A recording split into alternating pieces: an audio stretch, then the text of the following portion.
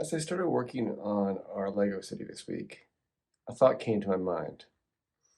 I have never really talked about why we started building the Lego city. And, at first glance, it might seem simple. I like Lego, I want to build a Lego city, but there's much, much more to it than that.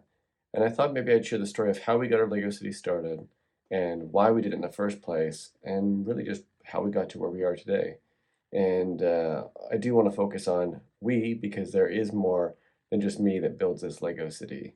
And so let me tell you a little bit more about how we got started.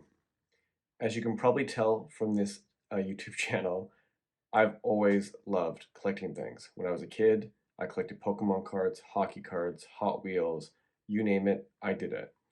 I also built a lot of Lego and really enjoyed it.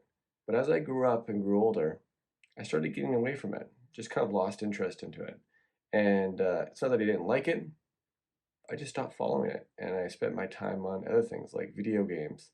And it wasn't really until I had my first daughter, Ray, that I started getting back into Lego. She showed an interest for it. We bought her a few sets. She started building a collection and started really enjoying the process of not only building the sets, but taking them apart and rebuilding them into something different.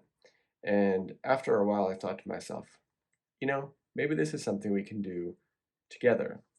And so we started buying more adult sets, things that we could do together, things that were maybe too hard for her to do on her own, but we could build as a group. And what I found is when we were building these Lego sets, it unlocked a different side of both of us. It allowed us to be calm and allowed us to be relaxed as we built these Lego sets. And we just had a lot of fun um, engaging with our hands and seeing what we could create and ultimately having the finished product in our hands. And so the addiction, the collection kind of unlocked from there. And that was when I was first introduced to modular buildings. Now, I had read online that buying modular buildings was a slippery slope. And I went in knowing that, but I don't think I fully realized how slippery of a slope it was. And so we started by buying our first modular building, which was a jazz club. And we built that jazz club together and had a blast doing it.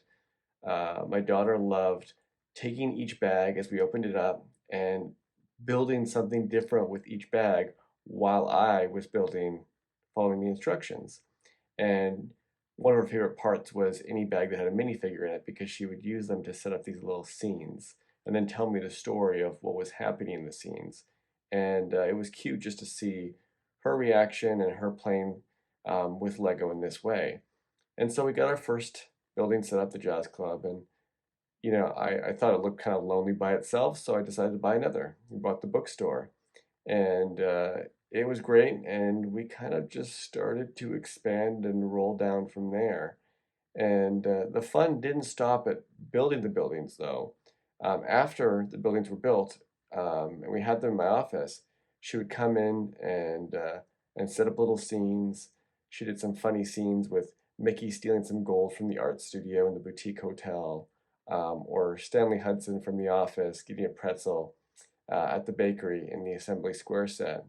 And we just started to have fun with setting the people up in different ways. And I would always love coming to my office and see what she set up the night before going to bed. And so from there, the addiction and the collection really took hold. We started to build a ton of different sets. I started looking at modulars that I had missed buying because they came up before we started collecting.